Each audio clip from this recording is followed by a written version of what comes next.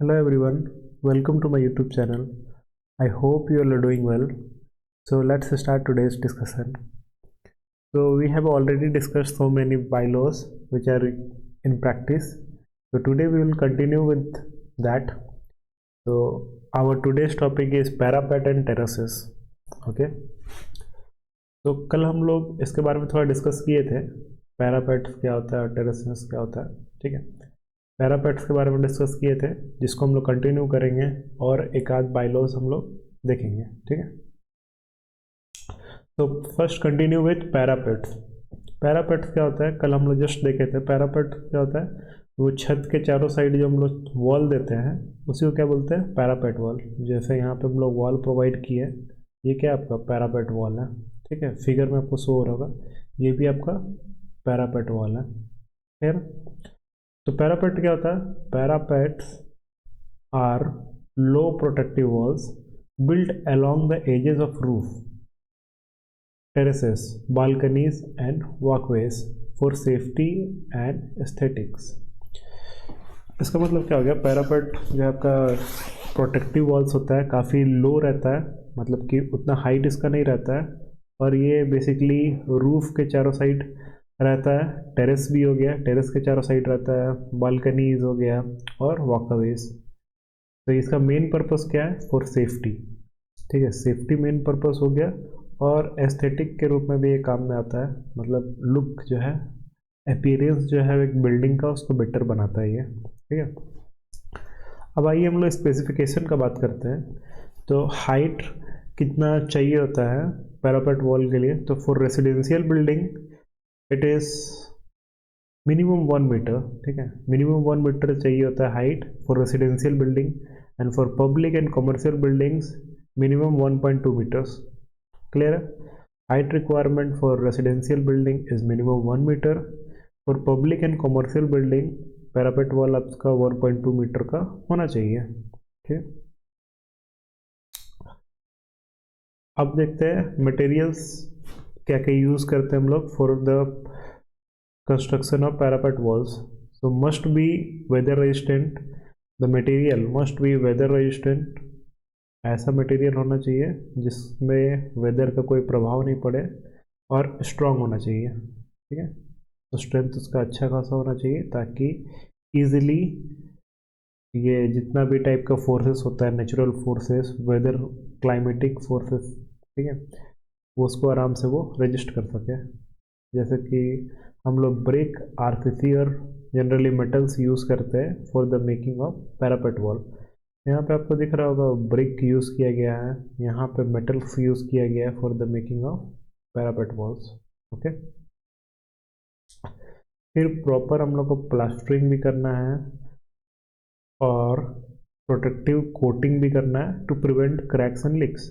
तो proper plastering करेंगे और या फिर प्रोटेक्टिंग कुछ कोटिंग डाल देंगे जिससे क्रैक्स और लीक्स डेवलप ना हो आपके पैरापेट वॉल में. अब इसका डिज़ाइन फीचर्स देखते हैं. Should with stand wind loads and lateral forces. तो लेटरल फोर्सेस जो होता है उसको आराम से विथ स्टैंड कर सके, और विंड फोर्सेस, विंड भी जो फोर्स लगा रहा है उसको हम लोग विंड लोड बोलते हैं, वो भी इजीली वो विथ स्टैंड कर सके. क्लियर है, आगे देखते हैं. ओपन पैरापेट्स और grills are allowed for ventilation but must ensure safety. अब यहाँ पे देखिए, ये जो पैरापेट है ये आपका ओपन पैरापेट है. ठीक है, ये हम लोग अलाउ करते हैं. ठीक है, for ventilation but must ensure safety. ये वेंटिलेशन के लिए तो ठीक है, लेकिन सेफ्टी इंश्योर करना चाहिए. मतलब इतना गैप नहीं होना चाहिए इसमें कि इजीली कोई एक्सीडेंटली फॉल कर जाए. ठीक है, तो अकॉर्डिंग टू बायलॉज ये आपका डिज़ाइन रहना चाहिए. प्लस ये वेंटिलेशन के लिए बेस्ट है. ठीक है, और स्ट्रेंथ भी अच्छा खासा होता है मेटल्स का.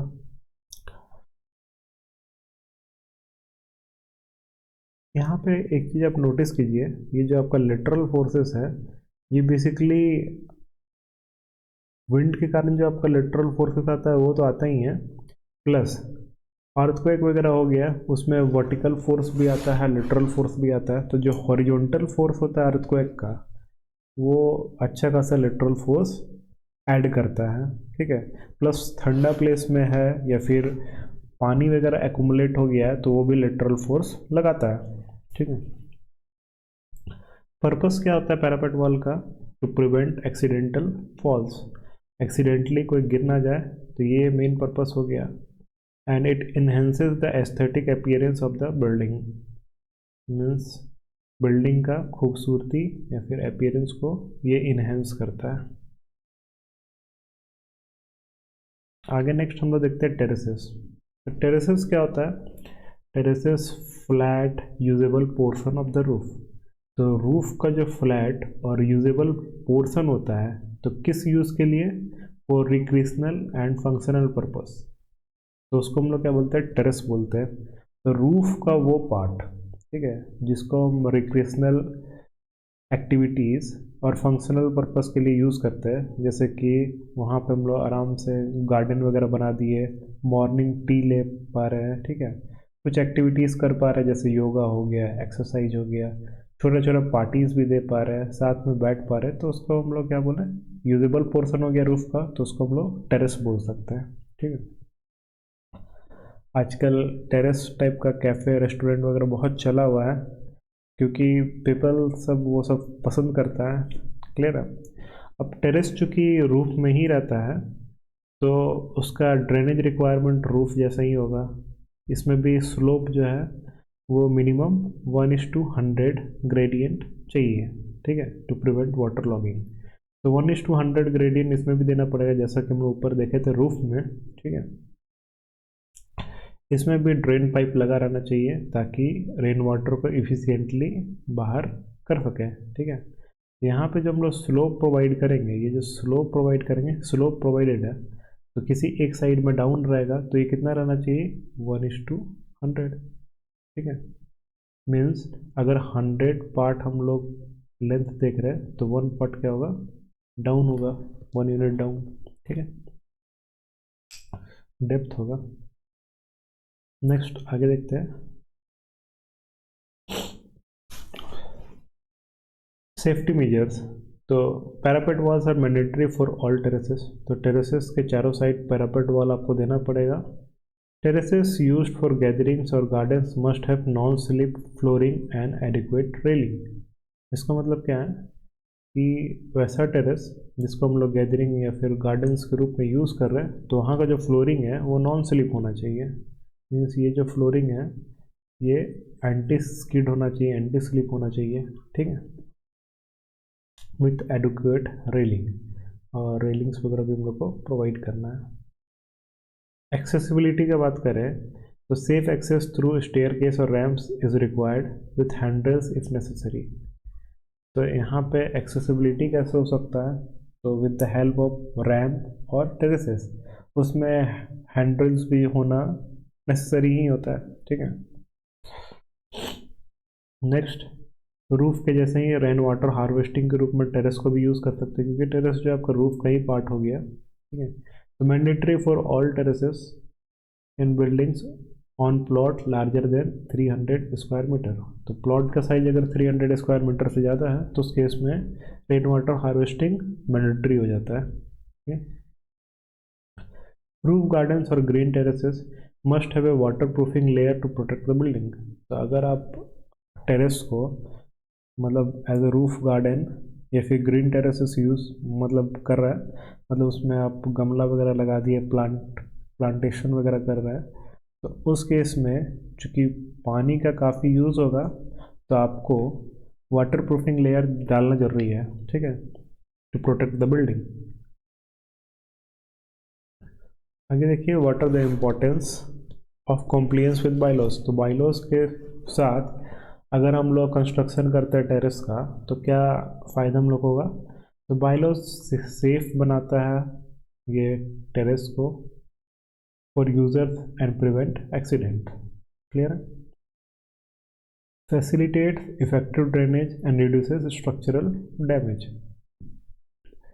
तो पहला काम क्या किया बाइलॉज कि सेफ बनाता है स्ट्रक्चर को सेफ आपका टेरेस को बना दिया ताकि एक्सीडेंट ना हो सके। क्लियर है। प्लस इफेक्टिव ड्रेनेज को फैसिलिटेट करता है, ठीक है, टू रिड्यूसेस स्ट्रक्चरल डैमेज। तो अगर ड्रेनेज सिस्टम अच्छा रहेगा तो स्ट्रक्चरल डैमेज जो है उसका संभावना काफ़ी कम हो जाएगा, ठीक है, कम क्या, ना के बराबर हो जाएगा। प्लस टेरेस जो है अगर बाइलॉस के थ्रू कंस्ट्रक्ट किया गया तो it aids functionality and recreational value to the building, ठीक है। तो बाइलॉस का ये काम रहता है कि टेरेस को जो है वो अच्छा, मतलब कि एक अच्छा मीडियम बनाता है for the recreational values to the building, ठीक है। रिक्रिएशनल वैल्यूज़ में ये सब आ जाएगा, जैसे ये आपका एक्सरसाइज हो गया, छोटा पार्टीज हो गया, मॉर्निंग टी हो गया, गैदरिंग्स हो गया, ये सब हो गया रिक्रिएशनल एक्टिविटीज़, रिलैक्सेशन वाला चीज़, ये सब योगा वगैरह, ठीक है। Now moving to the next topic that is water tank. Sorry,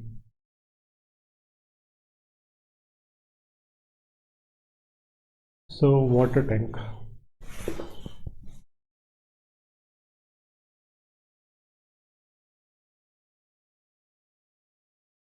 So moving on water tank. अब ये वाटर टैंक होता क्या है, बिल्डिंग बाइलॉज और स्पेसिफिकेशन भी देखेंगे इसका, ठीक है। तो water tank is a structure design to store water for residential, commercial, industrial purpose, ठीक है।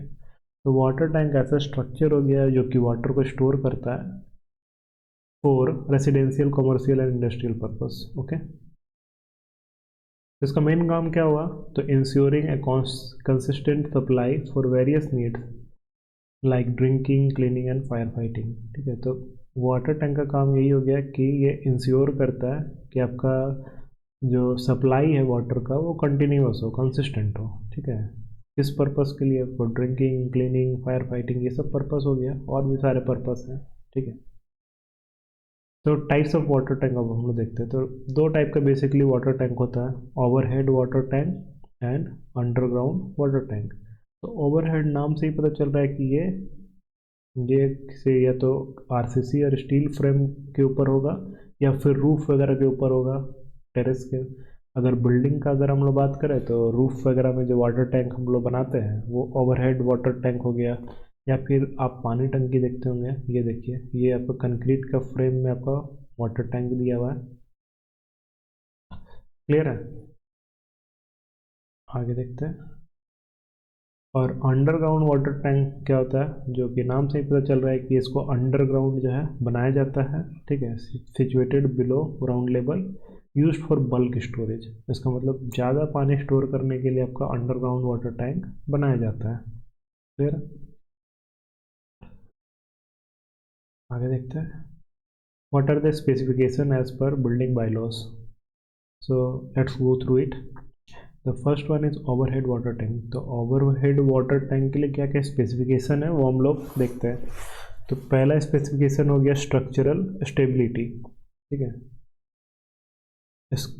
इसका मतलब क्या हो गया, it must be supported on RCC platform और steel framework to withstand the load. तो जो वाटर टैंक का लोड आता है वो विथस्टैंड कर पाने के लिए जो क्षमता चाहिए वो आपका आरसीसी और स्टील वगैरह में होता है, ठीक है।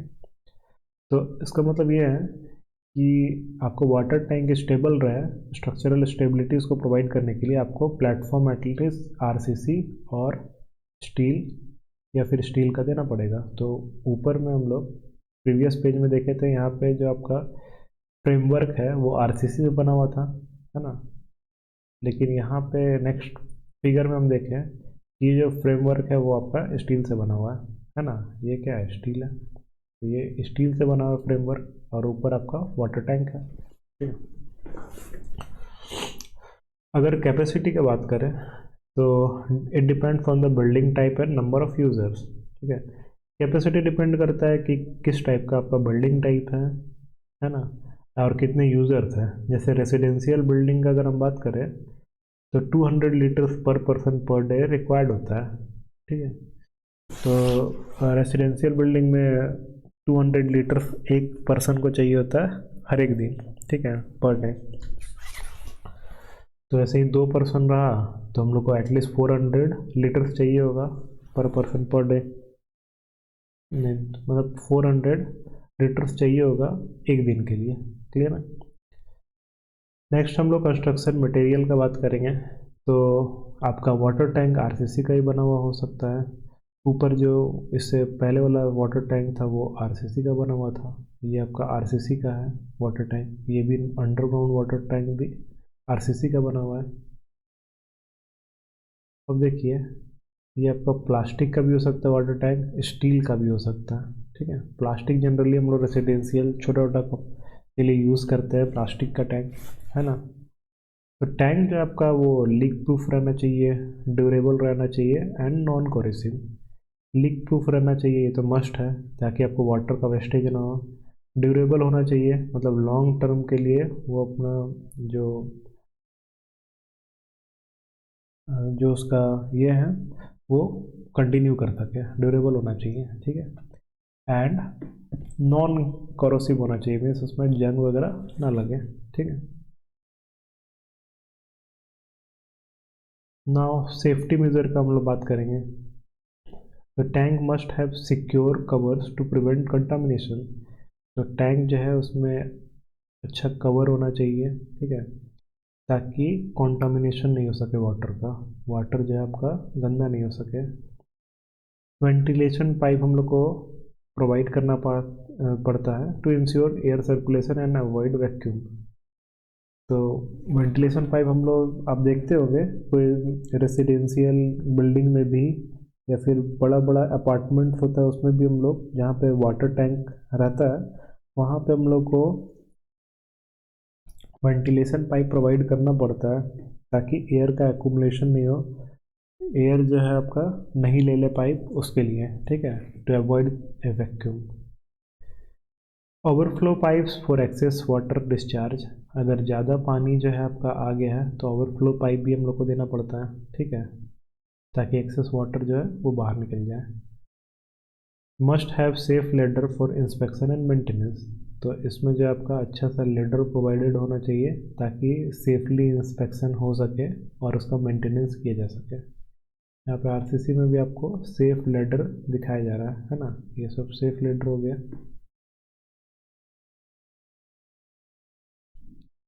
Now moving to the second part that is underground water tank. तो अंडरग्राउंड वाटर टैंक नाम से पता चल रहा है कि ये क्या होगा, अंडरग्राउंड होगा। ठीक है। इसका लोकेशन का अगर हम बात करें तो it should be placed away from sewage lines to prevent contamination. तो जहाँ पे भी सीवेज लाइन बिछाया गया है तो वहाँ से ये अंडरग्राउंड वाटर टैंक जो है काफ़ी दूर होना चाहिए। ठीक है। ताकि कंटामिनेशन किसी टाइप का नहीं हो सके। तो ये जो पॉइंट है ये वैलिड है आपका कंक्रीट का जहाँ पे वाटर टैंक बना रहा है वहाँ के लिए। ठीक है। प्लास्टिक तो जनरली इम्परमेबल होता है लेकिन अगर उसमें लीकेज आ गया तो प्रॉब्लम हो सकता है। तो ये जनरली वाटर टैंक बड़ा बड़ा वाटर टैंक है अंडरग्राउंड। ठीक है। अंडरग्राउंड हम लोग कंक्रीट का भी टैंक बनाते हैं। अब हाँ चलिए ठीक है।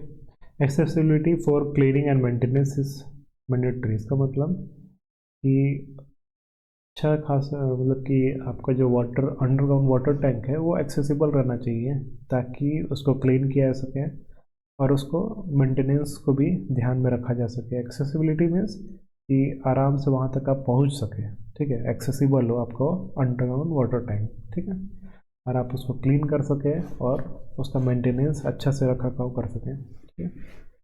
अगर ड्रेनेज का हम बात करें तो proper drainage around the tank is necessary to avoid water logging. तो प्रॉपर ड्रेनेज होना चाहिए अराउंड द टैंक मतलब टैंक के चारों तरफ to avoid water logging. Water proofing of the tank is crucial. तो वाटर प्रूफिंग टैंक का होना काफ़ी ज़रूरी है। अगर वाटर प्रूफिंग नहीं होगा तो मे बी लीकेज फॉर्मेशन हो सकता है जिसके कारण क्या होगा वाटर आपका बाहर निकल सकता है, वाटर का वेस्टेज होगा। ठीक है।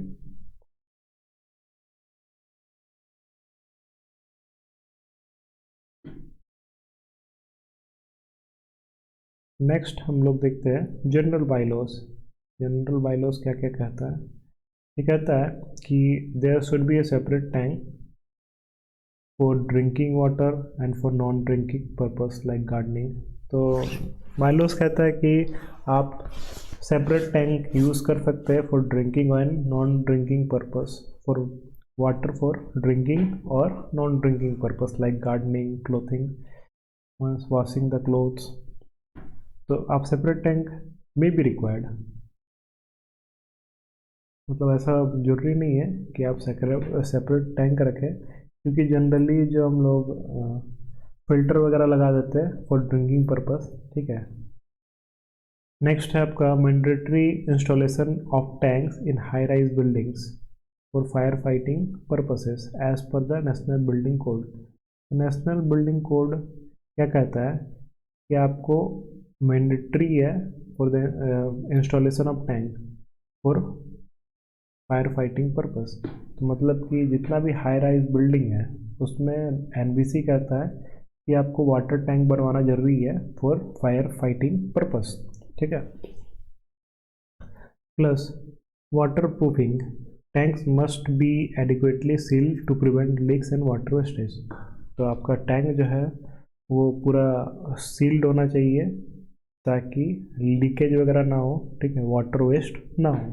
ठीक है।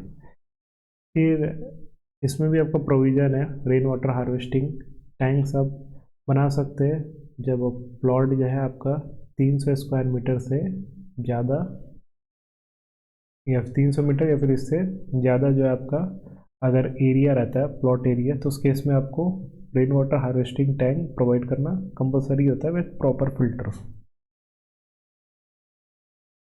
Next, purpose of water tank. Water tank का क्या क्या पर्पस है उसके बारे में हम लोग समझते हैं। First, uninterrupted water supply. तो पहला वाटर टैंक का काम क्या हो गया कि इंश्योर करता है कि water is available during shortage और पीक आवर्स। मीन्स जब पानी का कमी हो रहा हो, जब पीक आवर चल रहा हो, जब सबको पानी चाहिए हो, तो ये इंश्योर करता है वाटर टैंक कि आपका कंटिन्यूस सप्लाई चलते रहे, आपको कोई प्रॉब्लम ना हो। ठीक है। अनइंटरप्टेड आपको वाटर सप्लाई होते रहे। फॉर फायर सेफ्टी, तो overhead tanks must provide sufficient water pressure for fire fighting systems. ठीक है। जितना भी ओवरहेड वाटर टैंक होता है वो उसको मतलब कि सफिशिएंट वाटर प्रेशर प्रोवाइड करना जरूरी होता है फॉर फायर फाइटिंग सिस्टम। ठीक है। तो फायर फाइटिंग सिस्टम के लिए ओवरहेड टैंक कम से कम इतना प्रेशर सप्लाई करना होता है कि वो आराम से फायर फाइटिंग सिस्टम के लिए जितना सफिशिएंट है वाटर का सप्लाई वो प्रोवाइड कर सके। नेक्स्ट है हाइजीन। तो properly design tanks prevent contamination of stored water. तो अच्छे से जो हम लोग वाटर टैंक को जो डिज़ाइन करते हैं तो वो काफ़ी हाइजीनिक होता है और वो प्रिवेंट भी करता है कि आपको वो जो स्टोर्ड वाटर है वो कंटामिनेट ना हो। ठीक है। I hope you like the lecture. This is all for today. Thank you so much and kindly like and subscribe my channel to get more useful videos.